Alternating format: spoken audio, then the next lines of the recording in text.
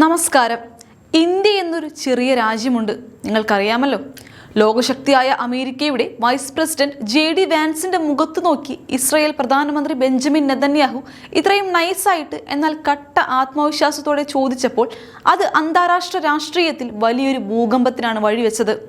ഇസ്രായേലിന്റെ ഒരേയൊരു രക്ഷകൻ അമേരിക്ക മാത്രമാണെന്ന JD വാൻസിന്റെ അഹങ്കാരം നിറഞ്ഞ പ്രസ്താവനയ്ക്ക് നമ്മുടെ ഇന്ത്യയെ മുൻനിർത്തി നെതന്യാഹു നൽകിയ ഈ മാസ് മറുപടി ഇപ്പോൾ സോഷ്യൽ മീഡിയയിൽ വലിയ തരംഗമായിക്കൊണ്ടിരിക്കുകയാണ്. ആഗോള രാഷ്ട്രീയത്തിലെ സമവാക്യങ്ങൾ എങ്ങനെയാണ് നിമിഷ നേരം കൊണ്ട് മാറുന്നതെന്ന് തെളിയിക്കുന്ന ഈ സംഭവം ഇന്ത്യയുടെ വർദ്ധിച്ചു വരുന്ന സ്വാധീനത്തെ കൂടിയാണ് വിളിച്ചോതുന്നത്. ഇതിനു പിന്നിൽ പ്രധാനമന്ത്രി നരേന്ദ്രമോദിയുടെ നേതൃത്വത്തിൽ ഭാരതം കെട്ടിപ്പടുത്ത ശക്തമായ വിദേശ നയത്തിന്റെ സ്വാധീനം കൂടിയുണ്ട്. എന്താണ് യഥാർത്ഥത്തിൽ ഇവിടെ സംഭവിച്ചത്? വാൻസിന്റെ വിമർശനങ്ങൾക്ക് നെതന്യാഹു നൽകിയ ആ കിടിലൻ മറുപടിയിലേക്ക് നമുക്കൊന്ന് കണ്ണോടിക്കാം. കഥയുടെ തുടക്കം എന്ന് പറയുന്നത് American vice president JD Vance നടത്തിയ ഒരു വെല്ലുവിളി നിറഞ്ഞ പ്രസ്താവനയിൽ നിന്നാണ്. ലോകത്ത് ഇസ്രായേലിനെ കണ്ണുമടച്ച് പിന്തുണയ്ക്കുന്ന ഏക രാജ്യം അമേരിക്കയും ഒരേയൊരു നേതാവ് ഡൊണാൾഡ് ട്രംപ് മാത്രമാണെന്നതായിരുന്നു വാൻസിന്റെ വാദം. കൂടാതെ വെറും 90 ലക്ഷം മാത്രം ജനസംഖ്യയുള്ള ഇസ്രായേൽ എല്ലാ സുരക്ഷാ പ്രശ്നങ്ങളും യുദ്ധം കൊണ്ട് മാത്രം പരിഹരിക്കാൻ ശ്രമിക്കരുത് എന്ന ചെറിയൊരു താക്കീതും വാൻസ് നൽകി. ഞങ്ങളില്ലെങ്കിൽ നിങ്ങൾ ഒറ്റപ്പെട്ടു പോകുമെന്ന ഒരുതരം ഭീഷണിയായിരുന്നു അത്. ഒരു വലിയ സഖ്യകക്ഷിയുടെ ഭാഗത്തു നിന്നുണ്ടായ ഈ പരസ്യ വിമർശനം ഇസ്രായേലിനെ സംബന്ധിച്ചിടത്തോളം വലിയൊരു വെല്ലുവിളിയായിരുന്നു. എന്നാൽ ഈ കളി നെതന്യാഹുവിനോട് വേണ്ടായിരുന്നു. പ്രമുഖ അമേരിക്കൻ മാധ്യമമായ ഫോക്സ് ന്യൂസിന് നൽകിയ അഭിമുഖത്തിൽ തനിക്ക് JD വാൻസുമായി നല്ല വ്യക്തിബന്ധമാണ് ഉള്ളതെന്ന് വ്യക്തമാക്കിയെങ്കിലും അദ്ദേഹത്തിന്റെ അഭിപ്രായങ്ങളോട് പൂർണ്ണമായും യോജിക്കാൻ കഴിയില്ലെന്ന് നെതന്യാഹു തുറന്നടിച്ചു. നമുക്ക് അമേരിക്കയെ കൂടാതെ മറ്റ് വലിയ സുഹൃത്തുക്കളുണ്ട് എന്ന് പറഞ്ഞ നെതന്യാഹു ഇന്ത്യ എന്നൊരു ചെറിയ രാജ്യമുണ്ട്, നിങ്ങൾക്കറിയാമല്ലോ എന്ന് ചോദിച്ചത് തികച്ചും കൗതുകകരവും ഒപ്പം തന്നെ മാസുമായിരുന്നു. 140 കോടി ജനങ്ങൾ വസിക്കുന്ന ആ വമ്പൻ രാജ്യത്ത് നിന്ന് തങ്ങൾക്ക് ലഭിക്കുന്നത് സമാനതകളില്ലാത്ത വൻ പിന്തുണയാണെന്നും ഫേസ്ബുക്ക് ഉൾപ്പെടെയുള്ള സോഷ്യൽ മീഡിയ പ്ലാറ്റ്ഫോമുകളിലൂടെ ഇന്ത്യൻ ജനത നൽകുന്ന സ്നേഹം താൻ വളരെയധികം വിലമതിക്കുന്നുവെന്നും അദ്ദേഹം പറഞ്ഞു. 140 കോടി ജനങ്ങളുള്ള ഇന്ത്യയെ ചെറിയ രാജ്യമെന്ന് വിശേഷിപ്പിച്ചതിലെ ആക്ഷേപഹാസ്യം അമേരിക്കയുടെ അഹങ്കാരത്തിന്റെ നെഞ്ചിലേക്ക് തന്നെയാണ് ചെന്നു തറച്ചത്. ഇത് ശരിക്കും ഇപ്പോൾ അമേരിക്കയിൽ പോലും വലിയ ട്രോളുകൾക്ക് കാരണമായിട്ടുണ്ട്. JD വാൻസിനെ വൻതോതിലാണ് ആളുകൾ ട്രോൾ ചെയ്യുന്നത്. ഇവിടെയാണ് എൻ്റെ ഒരു ചെറിയ ചോദ്യം. ഒരു 10 വർഷം മുന്നേ നമുക്കിത് ഭാവനയിൽ കാണാൻ പറ്റുമായിരുന്നു. ഇസ്രായേൽ പ്രധാനമന്ത്രി അമേരിക്കയെ തിരുത്തിക്കൊണ്ട് ഇന്ത്യയുടെ സപ്പോർട്ട് പരസ്യമായി വിളിച്ചു പറയുന്നത് മുൻപ് ചിന്തിക്കാൻ പോലും കഴിയില്ലായിരുന്നു. എന്നാൽ ഇന്ന് കാലം മാറി. പ്രധാനമന്ത്രി നരേന്ദ്രമോദിയുടെ നേതൃത്വത്തിൽ ഇന്ത്യ കെട്ടിപ്പടുത്ത ശക്തവും തന്ത്രപരവുമായ വിദേശ നയത്തിന്റെ വലിയൊരു വിജയം കൂടിയാണിത്. മോദി സർക്കാരിന്റെ വിദേശ നയം ആഗോളതലത്തിൽ ഇന്ത്യയുടെ പ്രതിച്ഛായ എത്രത്തോളം മാറ്റിയെഴുതി എന്നതിന്റെ തെളിവ് കൂടിയാണ് നെതന്യാഹുവിന്റെ ഈ വാക്കുകൾ.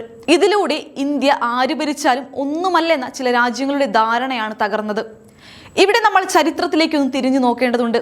പലരും പറയാറുണ്ട് 2014 മുൻപ് ഇന്ത്യ വളരെ ശാന്തമായിരുന്നുവെന്ന്. എന്നാൽ ഒന്ന് ഓർത്തു നോക്കൂ, മുൻപ് നമ്മൾ എത്രയോ യുദ്ധങ്ങൾ ചെയ്യേണ്ടി വന്നു.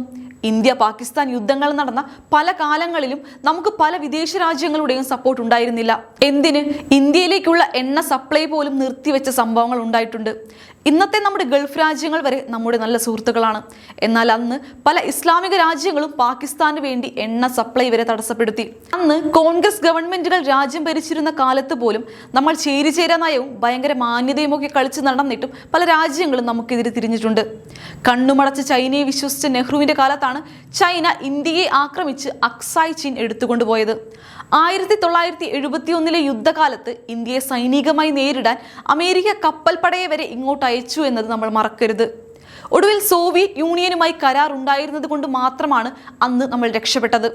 അക്കാലത്ത് സോവിയറ്റ് യൂണിയൻ പോലും ഇന്ത്യയെ ഒരു ആശ്രിത രാജ്യമായിട്ടാണ് കണ്ടിരുന്നത്.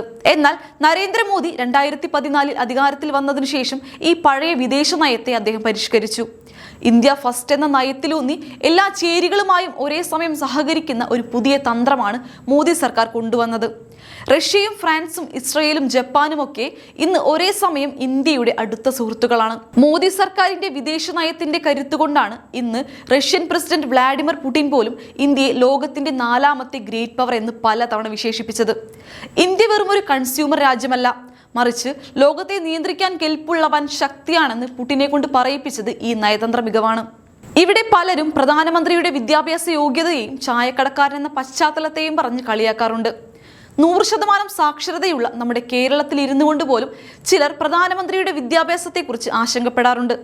എന്നാൽ വലിയ ഡിഗ്രികൾ ഉണ്ടായിട്ടും സ്വന്തം രാജ്യത്തിന്റെയോ സംസ്ഥാനത്തിന്റെയോ പേര് പോലും തെറ്റില്ലാതെ എഴുതാനറിയാത്ത നേതാക്കളും മന്ത്രിമാരും ഉണ്ടായിട്ടുള്ള നാട്ടിലാണ് ചായക്കടക്കാരൻ എന്ന് വിളിച്ച് ചിലർ അദ്ദേഹത്തെ പരിഹസിക്കുന്നത്. എന്നാൽ ആ ചായക്കടക്കാരൻ ഭരിക്കുന്ന ഇന്ത്യയെയാണ് ഇന്ന് ലോകത്തെ വൻ ശക്തികൾ ആദരവോടെ നോക്കിക്കാണുന്നത്. നമ്മൾ ഒരു തരത്തിലുള്ള മനുഷ്യാവകാശ ലംഘനങ്ങളെയും യുദ്ധങ്ങളെയും പിന്തുണയ്ക്കുന്നില്ല. പലസ്തീൻ വിഷയത്തിൽ 2 സ്റ്റേറ്റ് സൊല്യൂഷനെ പിന്തുണയ്ക്കുമ്പോഴും ഇസ്രയേലുമായിട്ടുള്ള ബന്ധം ശക്തമായി മുന്നോട്ട് കൊണ്ടുപോകാൻ ഇന്ത്യക്ക് സാധിക്കുന്നുണ്ട്. പല രാജ്യങ്ങളും തങ്ങളുടെ ആഭ്യന്തര രാഷ്ട്രീയ സമ്മർദ്ദം കാരണം ഇസ്രയേലിനെ രഹസ്യമായി പിന്തുണയ്ക്കുമ്പോൾ ഇന്ത്യ പരസ്യമായി തന്നെ തങ്ങളുടെ നിലപാടുകൾ വ്യക്തമാക്കുന്നു. റഷ്യ മുതൽ ജപ്പാൻ വരെയുള്ള വൻ ശക്തികളെ ഒപ്പം നിർത്താൻ ഇന്ത്യക്ക് കഴിയുന്നത് നയതന്ത്ര ലോകത്തെ വലിയ അത്ഭുതമാണ്. അമേരിക്കയുടെ പരസ്യമായ ആധിപത്യ സ്വഭാവത്തിന് ഇന്ത്യയുടെ പേര് പറഞ്ഞ് ഇസ്രയേൽ നൽകിയ ഈ മറുപടി സോഷ്യൽ മീഡിയയിലും വലിയ തരംഗമാണ്. ഇന്ത്യയുടെ ജനസംഖ്യാ ശക്തിയെയും വിദേശ നയത്തിലെ പാകതയെയുമാണ് ലോകം ഇന്ന് പ്രശംസിക്കുന്നത്. ഇത് കേവലം വാക്കുകൾ കൊണ്ടുള്ള ഒരു കളി മാത്രമല്ല, മറിച്ച് വരും തലമുറയ്ക്കുള്ള സുരക്ഷിതത്വത്തിന്റെ കരുതലാണ്. ആഗോളവേദിയിൽ ഭാരതത്തിന് ലഭിക്കുന്ന ഈ പ്രാധാന്യം നമ്മൾ ഓരോരുത്തർക്കും അഭിമാനിക്കാനുള്ള വക നൽകുന്നുണ്ട്. നമ്മൾ ഇന്ത്യക്കാർക്ക് ഇത് ഏറെ അഭിമാനവും സന്തോഷവും നൽകുന്ന വാർത്തയാണ് എന്നതിൽ യാതൊരു സംശയവുമില്ല. ഈ സാഹചര്യത്തിൽ ഇന്ത്യയുടെ ഈ ആഗോള വളർച്ചയെയും ലോകരാജ്യങ്ങൾ നമ്മളെ നോക്കുന്ന രീതിയെയും കുറിച്ച് നിങ്ങൾക്ക് എന്താണ് തോന്നുന്നത്? ഇന്ത്യയുടെ വിദേശ നയത്തിൽ വന്ന ഈ വൻ മാറ്റത്തെ നിങ്ങൾ പിന്തുണയ്ക്കുന്നുണ്ടോ? മുൻകാല നയങ്ങളെക്കാൾ എത്രയോ മികച്ചതാണ് ഇന്നത്തെ ഇന്ത്യയുടെ വിദേശ നയം എന്ന് നിങ്ങൾ കരുതുന്നുണ്ടോ? ഇതേക്കുറിച്ചുള്ള നിങ്ങളുടെ അഭിപ്രായങ്ങൾ താഴെ കമന്റായി രേഖപ്പെടുത്തുക. മറ്റൊരു പ്രധാന വിഷയവുമായി ഞാൻ വീണ്ടും വരാം. നന്ദി.